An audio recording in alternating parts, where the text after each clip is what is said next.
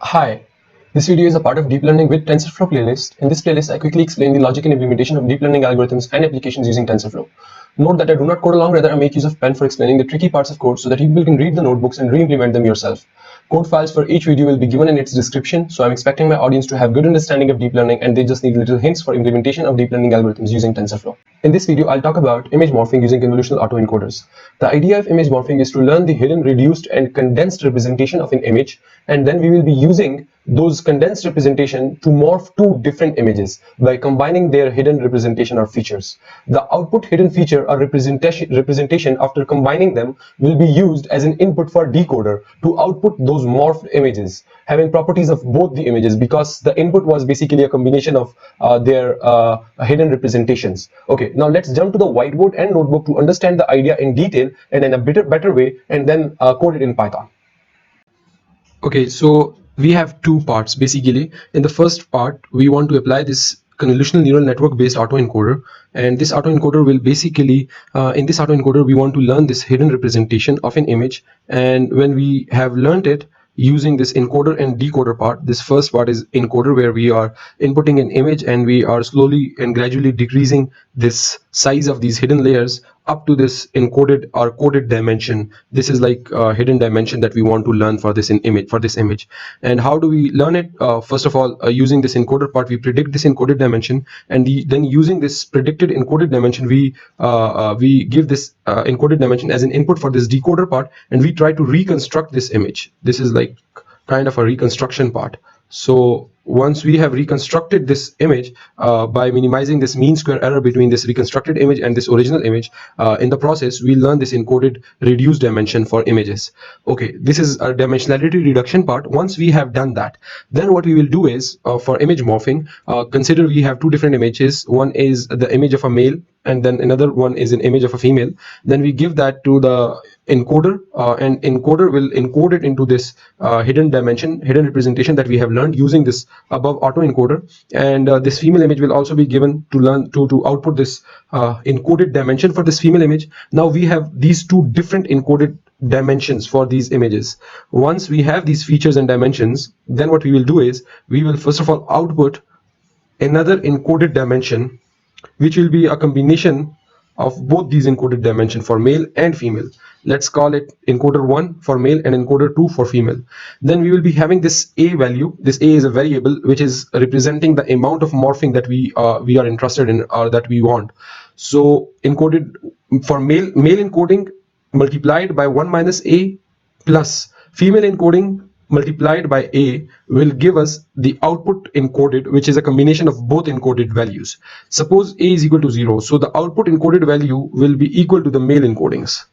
Why? Because when a is equal to 0, then here this function, this value will become 0 and this value will become 1. So 1 multiplied by encoded 1 will be equal to male encoding.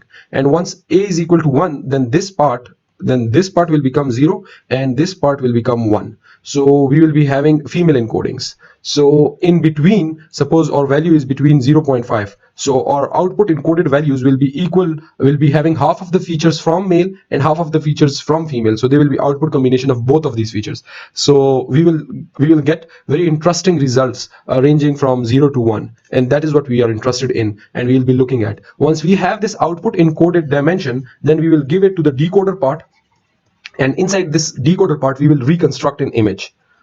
But this time the reconstructed image will not be equal to this input image, rather this reconstructed image will be equal to this combination of both the images. So this will be a morphed image of two different images or multiple images. If we are interested in, we could do it for more than two images. Okay, now there is only one technical detail that I am interested in sharing with you, that we'll be using convolutional neural network for autoencoders, not simple neural network. And in convolutional neural network, when we are going from lower to higher dimension, then we are basically applying this deconvolution operation or con 2D transposer. So this deconvolution operation is basically done while going in the opposite direction, and I'm expecting that you know about this deconvolution operation. And I've already talked a lot about autoencoders in a lot of my videos, so I'm expecting that if you have not watched them, do watch them, and if you know about the autoencoders, then it's enough. Why we are using CNN? Because it is capturing the internal representation of an image where each of the pixel is actually dependent upon the surrounding pixels. So con and pooling layers inside the CNN is actually doing this operation to capture this pattern.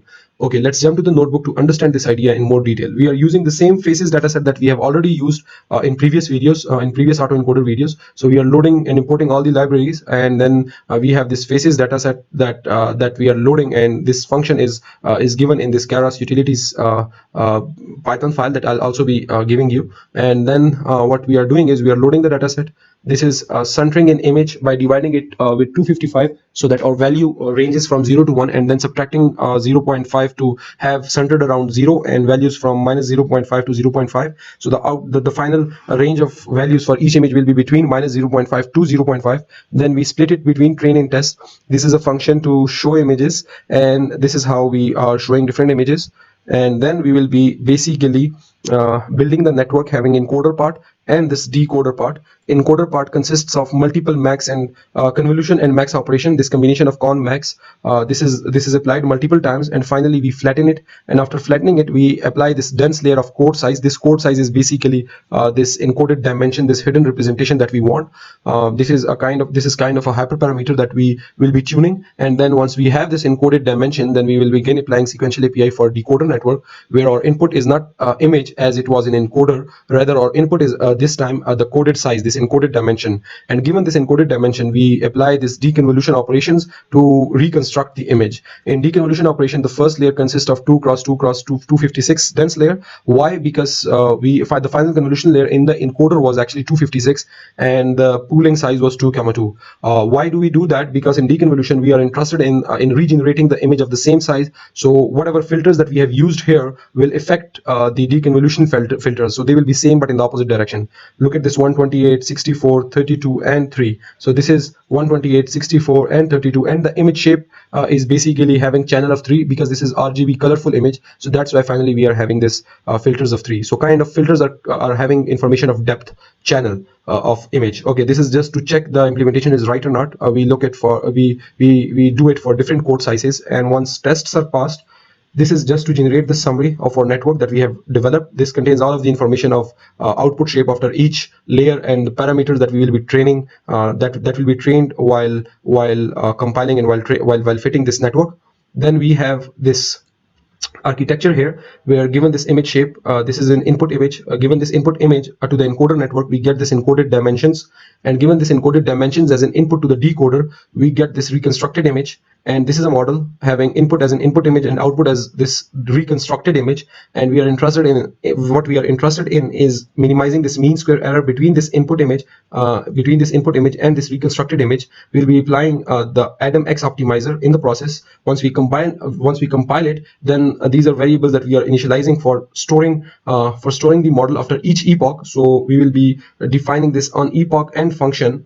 Inside this epoch and function, we are having this logic for saving the model after each epoch, and this function is inside this model save callback class, which is inheriting from base Keras callback class. So this is inheriting from Keras basic callback class, and inside this on epoch and function, whatever the logic is, it will be implemented after each epoch. So this is how we are doing here. We are giving training data, validation data, this callback, and verbosity means how much information we want to print out. And then we have this initial epoch if the kernel is interrupted, or if there is some kind of interruption and we want to retrain it, but not from the start, but instead from the saved model, then this is what we are doing here.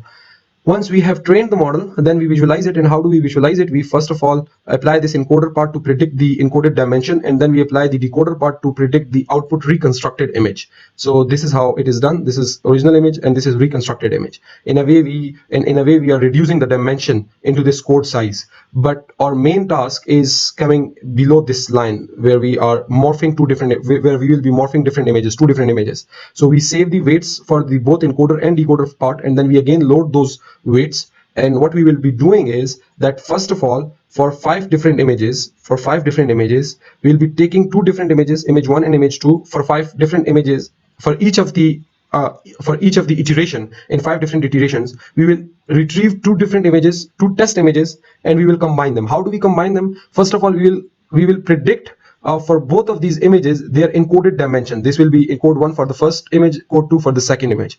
Then what we will be doing is we will be getting this output code given A. So this is the A. Suppose we are having A of 0 So if A is 0, so we will be getting this code 1 as an output. So we will be reconstructing this code 1 image. And if A is 1, then we will be reconstructing this code 2 image. But if A is between 0 to 1, we will be constructing the combination of both of these two images. And these two images is actually what we are getting after applying the encoder network.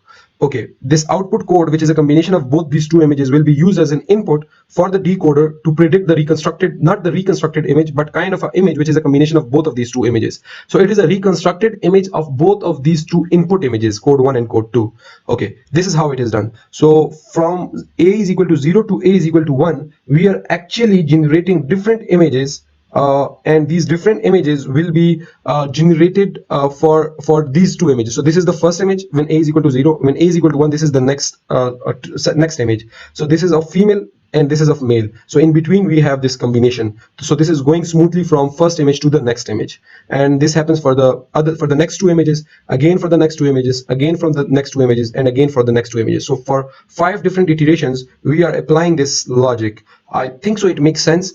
This morphing is basically nothing but a combination of these encoded dimensions, and then using this combination as an input for the decoder network to output the final image. So this is how the image morphing is done between two images. We could do it for multiple images. I hope so it makes sense now.